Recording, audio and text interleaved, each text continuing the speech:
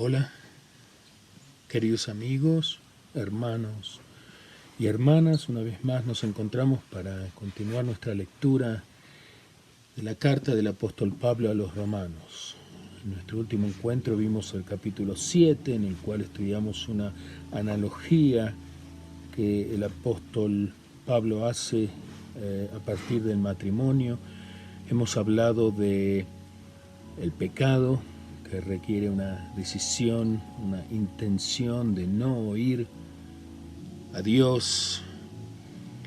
Hemos visto que la semilla del pecado habita en nuestra carne y habita en nuestra alma, y que el cuerpo no va a ser redimido hasta el momento en que cruce la barrera de la muerte o hasta el momento en que Dios nos llame en el rapto de la iglesia. Que el alma está en el proceso de redención y que nuestro espíritu ha sido redimido en el momento en que hemos aceptado a Jesús como nuestro Rey, como nuestro Salvador, como el líder de nuestra vida en este mundo y en la eternidad. Hoy vamos a continuar con el capítulo 8, que dice así: por consiguiente, no hay otra condenación para los que están en Cristo Jesús, los que no andan conforme a la carne, sino conforme al Espíritu. Esto significa, ¿qué es lo que conduce los actos, las decisiones que tomamos día a día? Las necesidades de nuestra carne, cómo nos sentimos en ese momento particular, o dejamos que el Espíritu nos guíe en los pasos que debemos tomar. Eso significa cuáles son nuestras prioridades. ¿Dios o el resto de las cosas? Eso es lo que significa estar en Cristo Jesús, es tenerlo a Él como el líder de cada uno de los actos de nuestras vidas. No vivir nuestros días para satisfacer los deseos y las necesidades de la carne, sino tener confianza en Dios, de que Él va a suministrar sabiduría y lo que necesitamos para continuar su camino. Eso es lo que significa andar conforme al Espíritu. Continúa en el verso 2 diciendo: porque la ley del Espíritu de vida en Cristo Jesús te ha libertado de la ley del pecado y de la muerte. Significa que si tenemos esto, este es nuestro norte, que si nuestro compás está llevándonos hacia las cosas del Espíritu,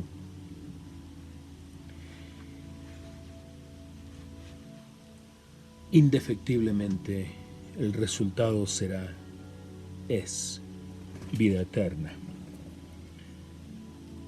Pero la ley del pecado, pero si lo que está conduciendo nuestras decisiones diarias son los deseos de la carne y del alma, influenciada por la carne, ese es un camino a la muerte eterna, que significa eternamente vivir sin la bendición de Dios, sin su presencia en el infierno. Continúa: pues lo que la ley no pudo hacer, ya que era débil por causa de la carne, Dios lo hizo enviando a su propio Hijo en semejanza de carne de pecado, y como ofrenda por el pecado, condenó al pecado en la carne, para que el requisito de la ley se cumpliera en nosotros, que no andamos conforme a la carne, sino conforme al Espíritu. Bueno, aquí hay unas cuantas cosas que es interesante que veamos. Cuando dice que Dios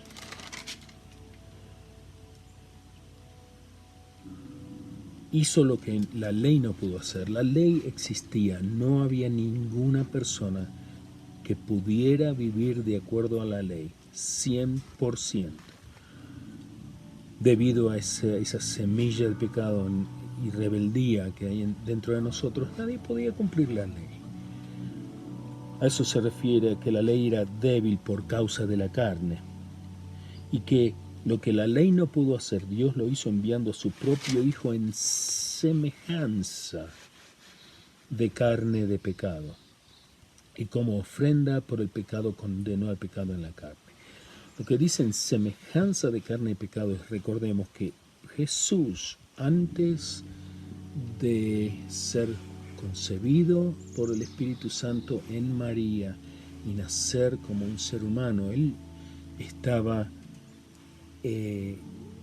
Dios en el mundo espiritual, en el reino eterno, y que para poder redimirnos,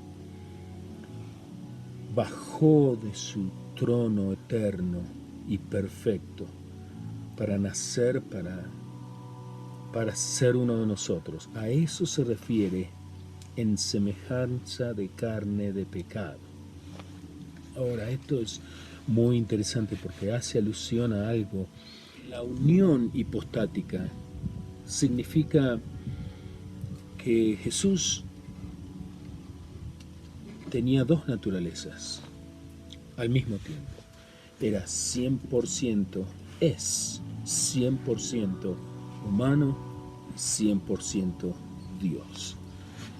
La palabra semejanza aquí la busqué en los diccionarios, y la palabra original que el apóstol Pablo usó y es homoiama, que significa básicamente convertirse en, y se refiere a esta unión hipostática, la suma de las naturalezas humana y divina en Jesús, no mezcladas. Él no era un ser humano con superpoderes, ambas naturalezas mezcladas. Él es Dios y hombre. Pero en ocasiones Jesús actuaba completamente en su naturaleza humana, dejando de lado sus atributos divinos. Por ejemplo, cuando él fue a la tumba de su amigo, él sabía que lo iba a resucitar a Lázaro, pero cuando él se acercó y vio el dolor, él lloró. Su naturaleza, 100% de su naturaleza humana expresándose, dejando de lado sus atributos divinos, porque él sabía que lo iba a traer nuevamente de la muerte hacia la vida. En otras ocasiones Jesús actuó en su naturaleza divina, dejando de lado atributos de su naturaleza humana. Esto lo vemos en Juan 11, 35 a 44. Vamos a verlo. Juan 11. Dice así, es lo que decíamos antes. Jesús lloró.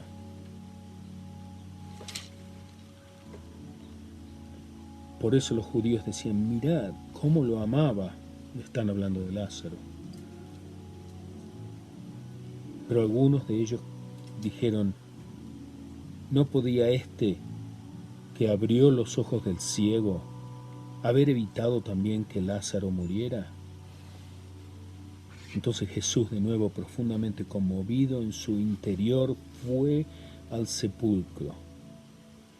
O sea que aquí vemos Jesús en el 100% de su naturaleza humana, sintiendo dolor por la pérdida de su amigo. Y continúa diciendo en el verso 38, entonces Jesús, de nuevo profundamente conmovido en su interior, fue al sepulcro. Era una cueva y tenía una piedra puesta sobre ella. Jesús dijo, quitad la piedra. Marta, hermana del que había muerto, le dijo, Señor, ya hiede, porque hace 4 días que murió, diciendo, hay olor a muerte, a descomposición. Jesús le dijo, ¿no te dije que si crees verás la gloria de Dios? Entonces quitaron la piedra. Jesús alzó los ojos a lo alto y dijo, Padre, te doy gracias porque me has oído. Yo sabía que siempre me oyes, pero le dije por causa de la multitud que me rodea, para que crean que tú me has enviado. Habiendo dicho esto, gritó con fuerte voz, Lázaro, ven fuera. Y el que había muerto salió, los pies y las manos atados con vendas y el rostro envuelto en un sudario. Y Jesús les dijo, desatadlo, dejadlo ir. Ahí vemos a Jesús actuando en su naturaleza divina, con autoridad, con fuerza, ejecutando un milagro que solamente Dios puede hacer. Y continuamos en el verso 5 del capítulo 8 de la carta del apóstol Pablo a los romanos. Dice, porque los que viven conforme a la carne ponen la mente en las cosas de la carne, pero los que viven conforme al Espíritu, en las cosas del Espíritu. Esto lo podemos ver también referido en Gálatas capítulo 5, verso 17, en donde nos explica que la carne y el espíritu están uno en contra de otro, haciendo una constante una constante lucha. Es por eso que aquí dice, los que viven conforme a la carne ponen en la mente las cosas de la carne, o sea que es eso lo que los conduce en la manera de tomar decisiones día a día. Pero dice que los que viven conforme al Espíritu ponen su mente en las cosas del Espíritu. O sea que vemos entonces que vivir conforme a la carne hace que nuestra alma, nuestra mente, nuestro corazón actúe en relación a los deseos de la carne. O sea que la carne está sobre el alma. Pero los que actúan o los que viven conforme al Espíritu ponen en su mente, dejan que su mente esté llena de las cosas del Espíritu. O sea que el camino de su vida está dictado por el Espíritu. El Espíritu está sobre el alma que está sobre la carne. Hemos hablado de esto en el pasado.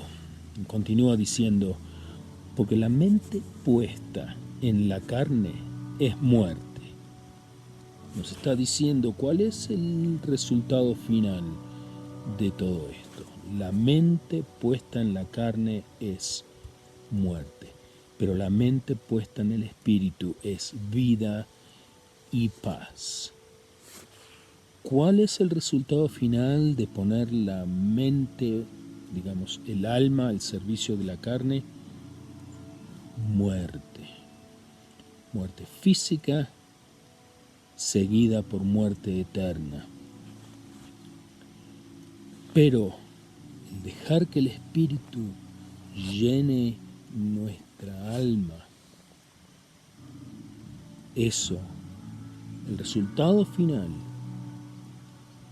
de vivir liderados por el Espíritu de Dios, es vida y paz.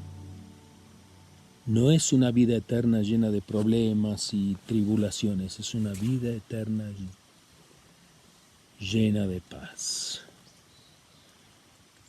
Verso 7 dice, ya que la mente puesta en la carne es enemiga de Dios. Eso es lo que vemos en Gálatas 5:17. Porque no se sujeta a la ley de Dios, pues ni siquiera puede hacerlo. Es incapaz. La carne continúa, es como un lastre que continúa llevando al alma hacia abajo, hacia la caída. Y es incapaz de hacer otra cosa, completamente incapaz. Y en el verso 8 continúa o cierra diciendo, y los que están en la carne no pueden agradar a Dios. O sea que aquí vemos la única forma de obtener vida y paz no es a través de la carne, es a través del Espíritu. ¿Cómo llegamos a ese estado? Bueno, Pablo continúa en el verso 9, describiendo qué es vivir según el Espíritu. Dice, sin embargo, vosotros, nos está hablando a nosotros los creyentes, no estáis en la carne, sino en el Espíritu. Si en verdad el Espíritu de Dios habita en vosotros. Pero si alguno no tiene el Espíritu de Cristo, el tal no es de él. Y si Cristo está con vosotros, aunque el cuerpo esté muerto a causa del pecado, sin embargo, el Espíritu está vivo a causa de la justicia. Aquí está reiterando la diferencia entre vivir de acuerdo a la carne o vivir de acuerdo al Espíritu. Cuando entramos en fe en Jesús, nuestro ser carnal es muerto junto con el pecado que lo contaminó. Y el ser espiritual nace de nuevo a causa del Espíritu, debido a la fe en Jesús. Y ese Espíritu, nuestro propio Espíritu, revive después de haber estado muerto por no poder tener comunión con Dios, revive y comienza a tener una nueva comunión con Dios a causa de la justicia. ¿Cuál justicia? La justicia que fue ejecutada en la carne de Jesús.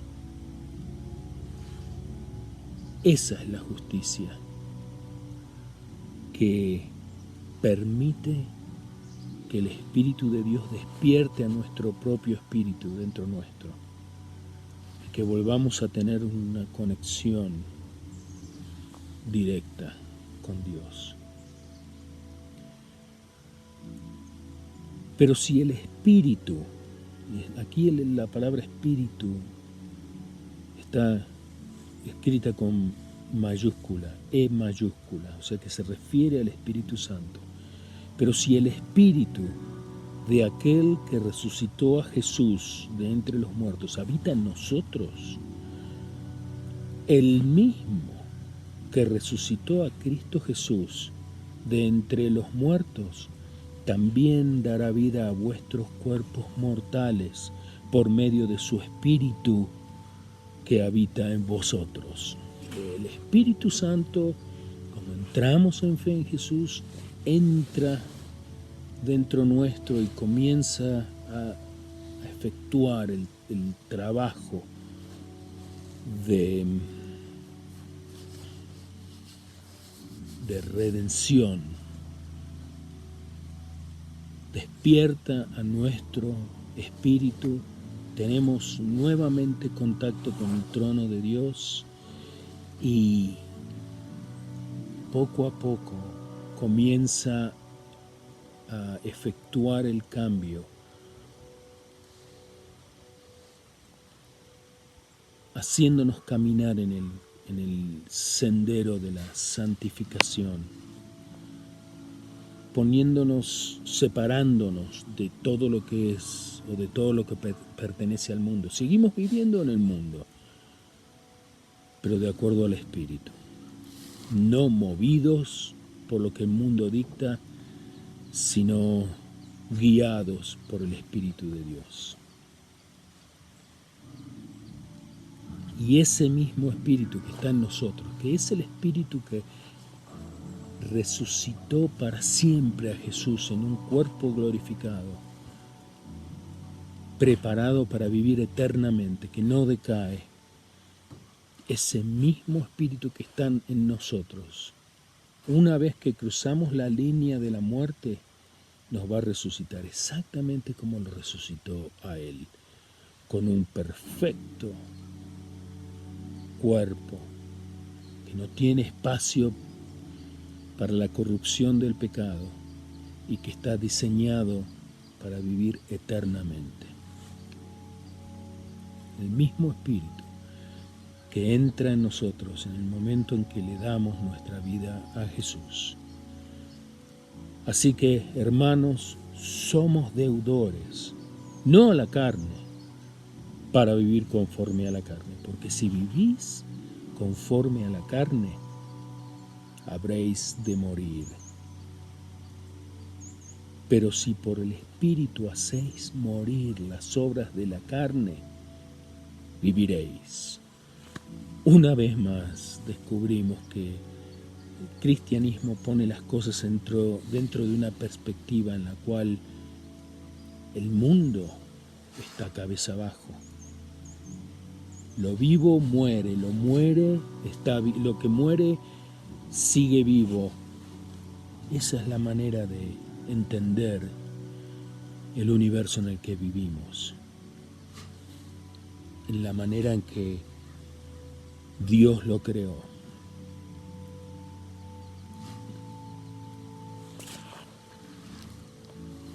Y continúa diciendo, porque si vivís conforme a la carne habréis de morir, pero si por el Espíritu hacéis morir las obras de la carne, viviréis, porque todos los que son guiados por el Espíritu de Dios, los tales son hijos de Dios. Y aquí nos empieza a dar una perspectiva de quiénes realmente somos nosotros. Pues no habéis recibido un espíritu de esclavitud para volver otra vez al temor. Estamos extraídos del mundo, seguimos viviendo en el mundo, pero no es nada del mundo lo que nos mueve. No hay temor, no hay esclavitud al pecado o a nadie. Solo somos individuos al servicio del Dios que nos salvó.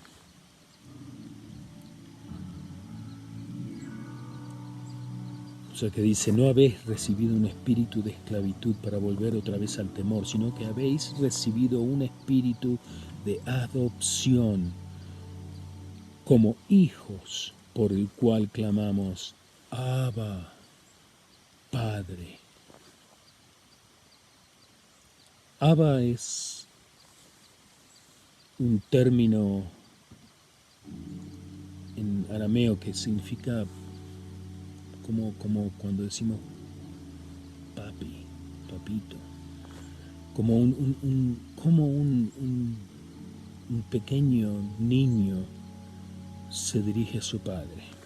Esa es la manera en la que Dios nos ve a nosotros, como pequeños niños, completamente dependientes de nuestro Padre. El Espíritu mismo, el Espíritu de Dios, el Espíritu mismo da testimonio a nuestro espíritu. Nuestro espíritu ha sido recién despierto y el Espíritu de Dios que está en nosotros da testimonio a nuestro espíritu de que somos hijos de Dios. Por eso dice que hemos recibido un espíritu de adopción. Dios el Padre nos toma para sí como si fuéramos su propio hijo.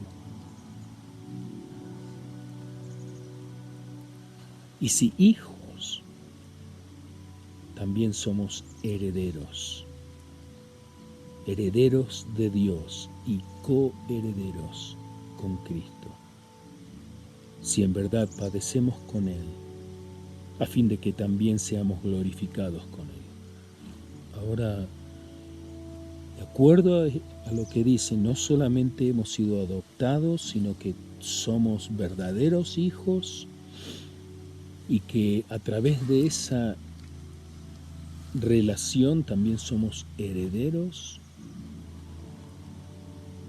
¿De qué? Herederos de Dios, de su reino, del reino eterno de Dios, y coherederos con Cristo,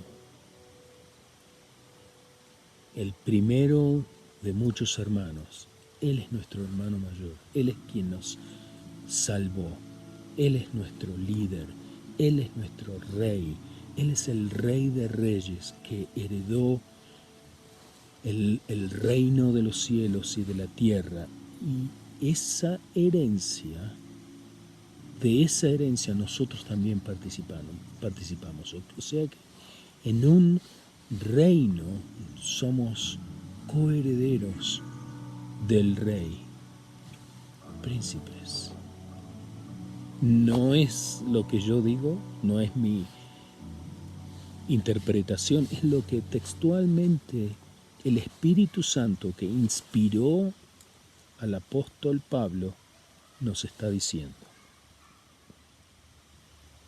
El apóstol Pablo continúa diciendo en el verso 18 del capítulo 8 de la carta a los Romanos: pues considero que los sufrimientos de este tiempo, y esto lo podemos aplicar muy bien a las cosas que estamos viviendo en estos días, porque considero que los sufrimientos de este tiempo presente no son dignos de ser comparados con la gloria que nos será revelada, porque el anhelo profundo de la creación es aguardar ansiosamente la revelación de los hijos de Dios.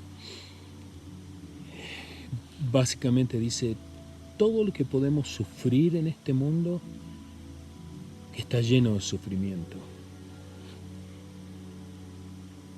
No es ni siquiera digno de ser comparado con la gloria que Dios nos promete en su reino. Y es así que vemos gente sufrir por el Evangelio, sufrir por el nombre de Jesús, pero en ese momento es como que el Espíritu Santo los llena de esta fe, sabiendo que están a punto de morir. Tienen esta enorme fe que saben que será un salto a través de ese límite que es la muerte, y que cuando cruzan ese límite van a estar frente a Dios, compartiendo su gloria, disfrutando de su gloria y de su presencia. Ninguno de los sufrimientos de este mundo corrupto en el que vivimos ni siquiera merece ser comparado con la gloria que tendremos en el próximo futuro. Y dice que el anhelo profundo de la creación, que toda la creación está esperando por ese momento en que los hijos de Dios sean revelados al universo, a la creación entera.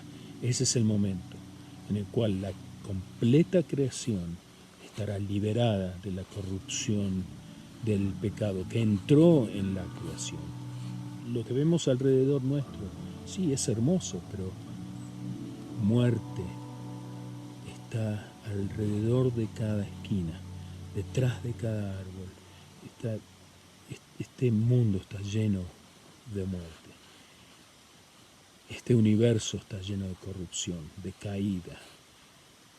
En el momento en que todos los hijos de Dios sean revelados, va a ser el momento en el cual la corrupción del pecado abandonará a la creación. Y aquí dice que ese es el anhelo profundo de la entera creación. Es como que todo el universo está yendo hacia ese momento, inexorablemente.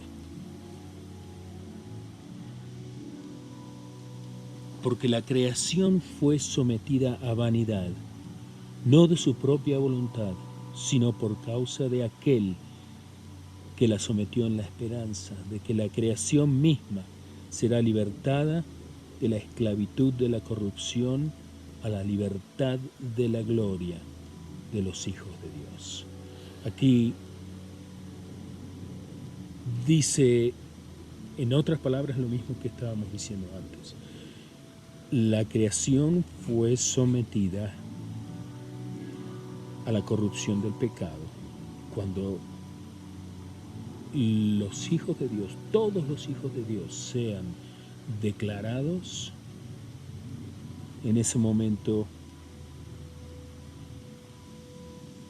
la creación misma será liberada de la esclavitud que sufre hacia la corrupción del pecado que entró en el universo en el momento en que el pecado original ocurrió.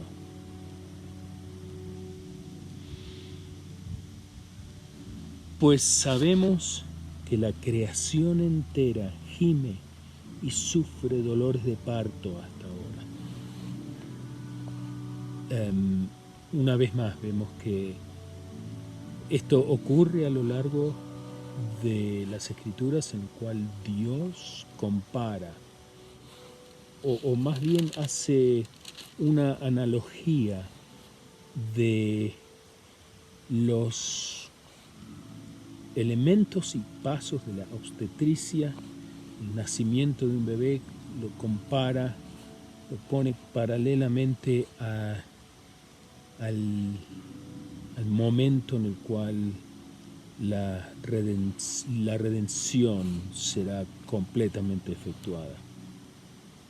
Y dice que el universo entero está viviendo como en esos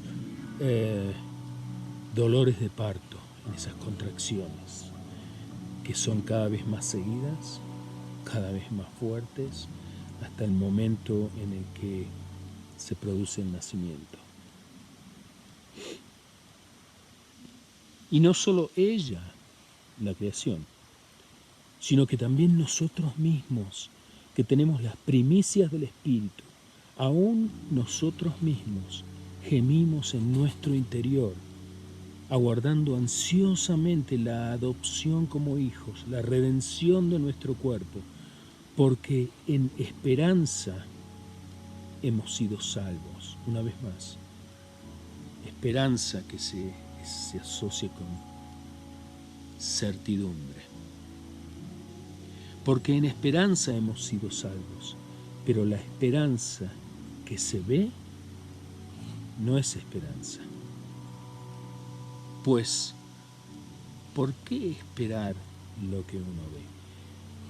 O sea que nosotros no tenemos una certeza de que algo ocurrirá cuando lo vemos. Cuando lo vemos, en lugar de ser una certeza, es evidencia concreta. Pero si tenemos esa esperanza en algo que no se ve, esa certeza que no la vemos, no tenemos otra evidencia concreta más que lo que Dios nos dice en la Biblia, los milagros que han ocurrido, que Dios los hace para darnos esa evidencia, para darnos para estimular esa esperanza, para arraigar esa certeza. Porque en esperanza hemos sido salvos. Pero la esperanza que no se ve, pues, ¿por qué esperar lo que uno ve? Pero si esperamos lo que no vemos con paciencia, lo aguardamos. O sea que no importa los sufrimientos que seamos llevados en este mundo, tenemos la certeza de lo que viene. Y los sufrimientos de este mundo ni siquiera deben ser comparados, no pueden ser comparados con la gloria que viene. O sea que somos victoriosos en Cristo. Y de la misma manera, dice Pablo en el verso 26, también el Espíritu nos ayuda en nuestra debilidad, porque no sabemos orar como deberíamos, pero el Espíritu mismo intercede por nosotros con gemidos indecibles. Y aquel que escudriña los corazones es Dios, el único que conoce nuestros corazones, que puede ir profundamente en la raíz de nuestros sentimientos. Y aquel que escudriña los corazones sabe cuál es el sentir del Espíritu, porque Él intercede por los santos conforme a la voluntad de Dios. En el mundo católico se nos dice que el Papa, y de acuerdo a cierta evidencia de milagros, etcétera, etcétera, tiene la habilidad de nombrar ciertos santos. En la economía divina de Jesús, todo aquel que tiene fe en Jesús es santo. Todos los fieles somos sus santos, sus príncipes y princesas, herederos y coherederos con el Rey de Reyes, santos. Y sabemos que para los que aman a Dios, todas las cosas cooperan para bien, esto es, para los que son llamados conforme a su propósito. O sea que no importa el aspecto de las cosas a nuestro alrededor, todo está trabajando de acuerdo a la voluntad de Dios para bien, para ese último propósito de completa gloria. Porque Dios sabe, y Dios dice en la Biblia que Él es Dios y su voluntad se cumplirá. Entonces es cuestión de amar a Dios, de actuar bajo la influencia del Espíritu, de llenar nuestra mente con las cosas del Espíritu, para que la voluntad de Dios se cumpla en sus hijos.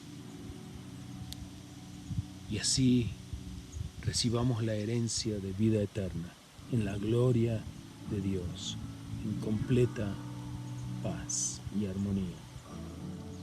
Y esto es el responder al llamado de Dios.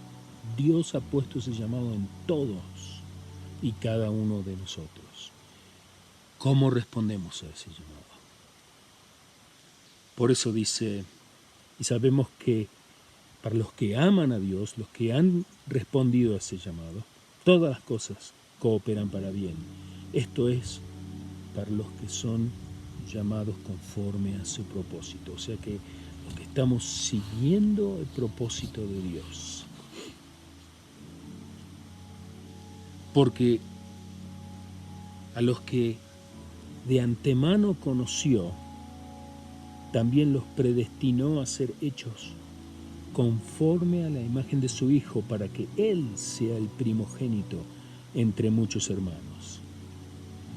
O sea que Dios creó al tiempo. Él vive fuera de la dimensión de tiempo. O sea que para Él el tiempo es algo que está, el pasado, el presente y el futuro está todo a la vez frente a Él. Por eso dice que aquellos que lo aman, Él de antemano conoció. Él sabe el fin desde el principio. Y también los predestinó a ser hechos conforme a la imagen de su Hijo, para que Él, su Hijo, sea el primogénito entre muchos hermanos. Acá hay algo que genera mucha confusión en alguna de las formas en las que esto es interpretado. Porque dice, a los que conoció de antemano, Él predestinó para que fueran salvos, para que fueran en la imagen de su Hijo. Entonces, la forma en la que esto se ve confusamente es que Dios primero predestina a alguien que aún no ha nacido, lo predestina a ser salvo, lo crea y ahí fue, en salvación. Pero no es así, es exactamente al revés. El hecho de que Dios está fuera de la dimensión del tiempo, Él sabe el fin desde el principio, Él sabe que aquellos que lo aman, Él predestina que aquellos fieles que lo aman serán salvos. Requiere, y esto es lo que le da gloria a Dios, requiere que nosotros respondamos a su llamado. Por supuesto, Él sabe desde el principio quién va a responder y quién no, pero igual Él desarrolla la creación de cada uno de los individuos. Por supuesto, Él sabe todo. Pero este es parte de su plan y su mente es algo que con esta mente finita que tenemos no podemos escudriñar, no podemos comprender, pero sí sabemos por las promesas que Él hizo y que cumplió y las promesas que están por ser cumplidas, que su voluntad impresionantemente sabia, infinitamente sabia, es mejor que cualquiera de nuestros deseos. Él ve lo que ocurre, sufre cuando crea a alguien, sabiendo que esa persona no va a recibirlo, pero igual ofrece esa salvación a esa persona. Es muy difícil de comprender con nuestra mente finita lo que Dios piensa. Pero tenemos esa esperanza y esa certeza de que la voluntad de Dios es perfecta. Entonces continúa en el verso 30 y dice, y a los que predestinó, Él predestina que todo aquel que sea fiel será salvo.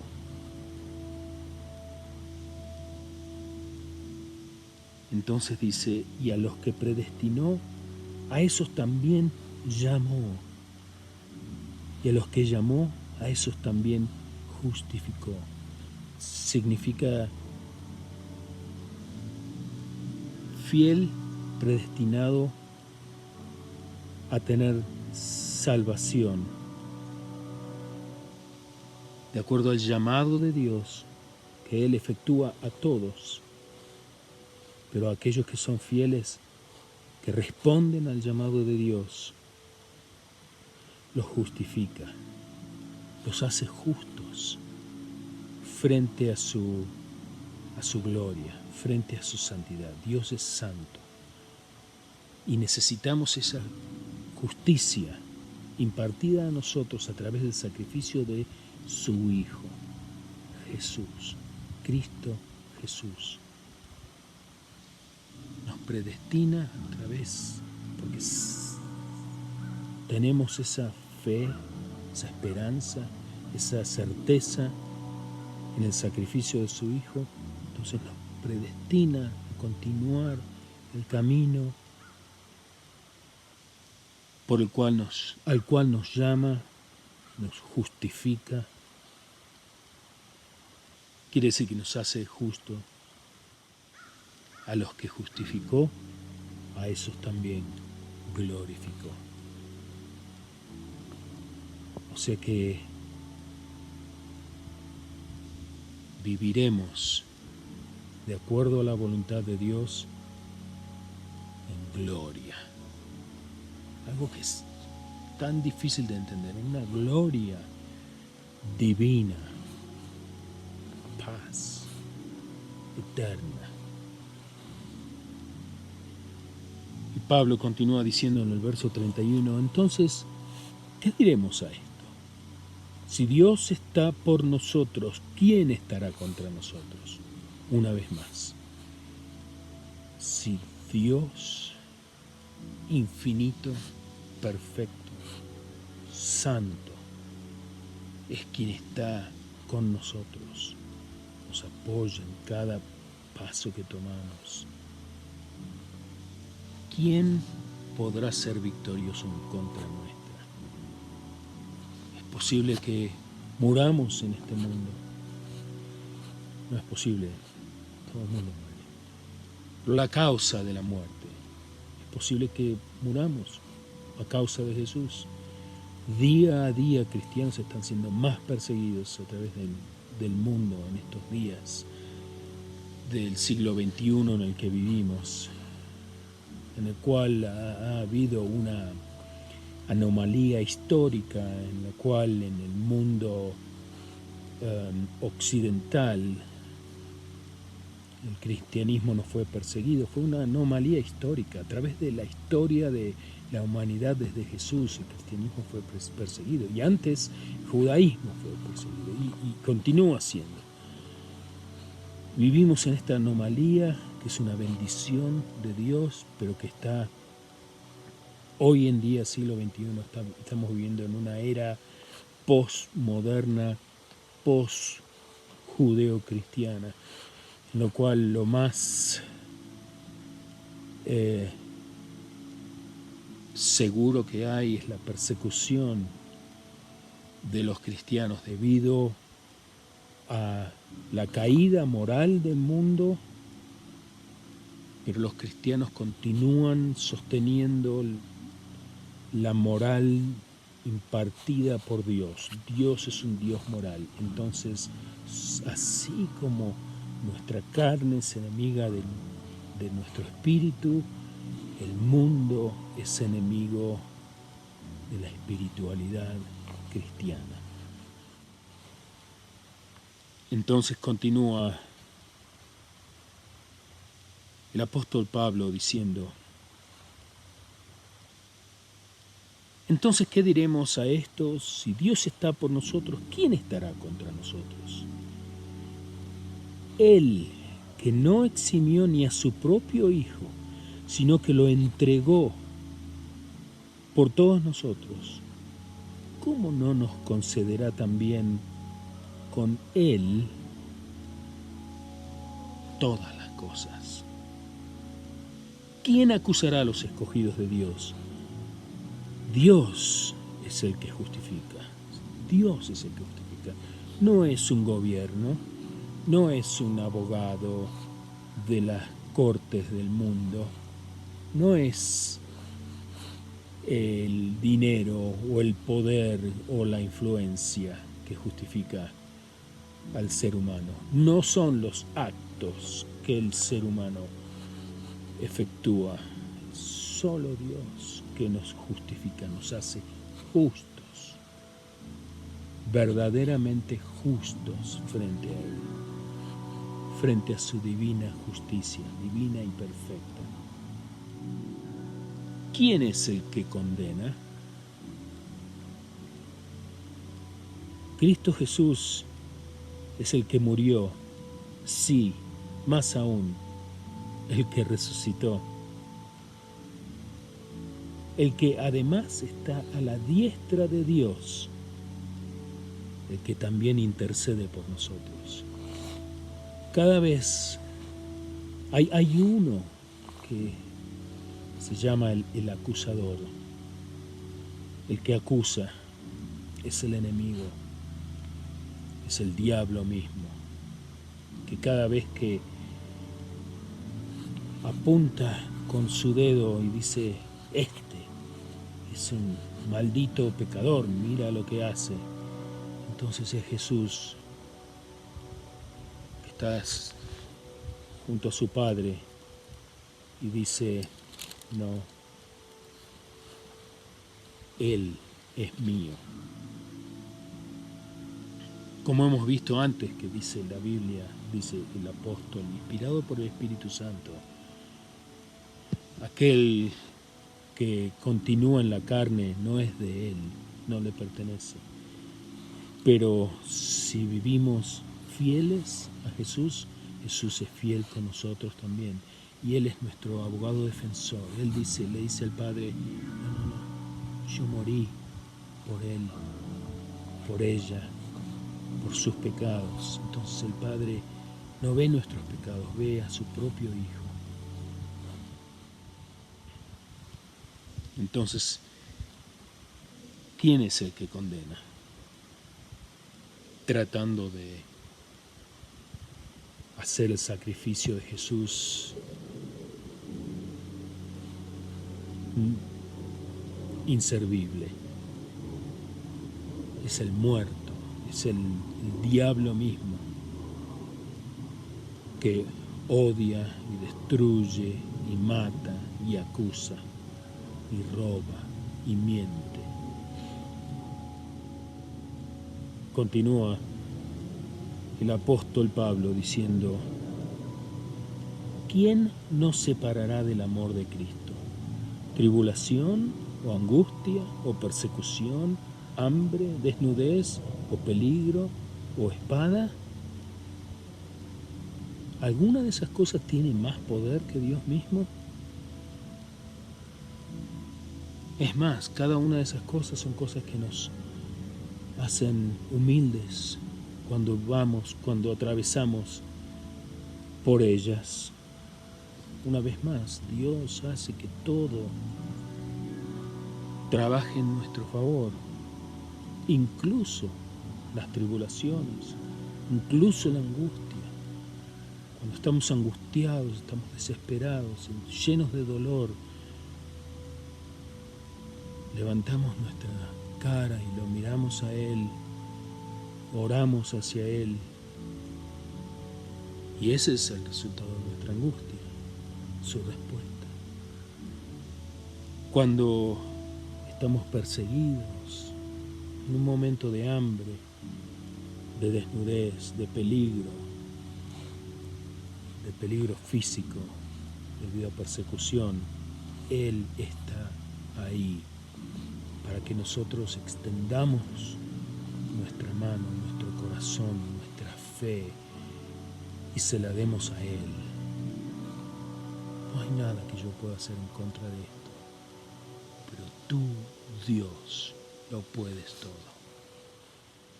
Tal como está escrito, por causa tuya somos puestos a muerte todo el día. Somos considerados como ovejas para el matadero. Así es como el mundo nos ve, como ovejas para el matadero, puestos a muerte todo el día por su causa. Pero en todas estas cosas somos más que vencedores por medio de aquel que nos amó.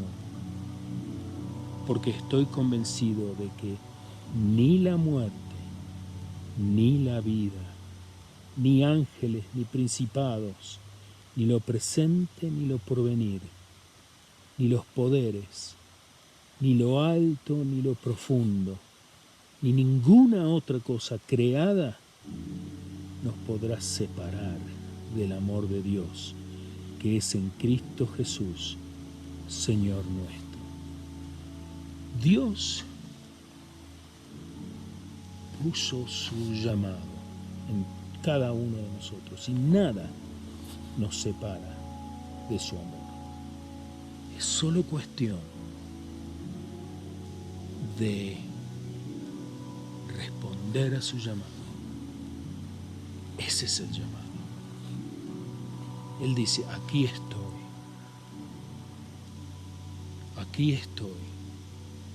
ofreciéndote la eterna salvación, completa gloria, el principado de mi reino.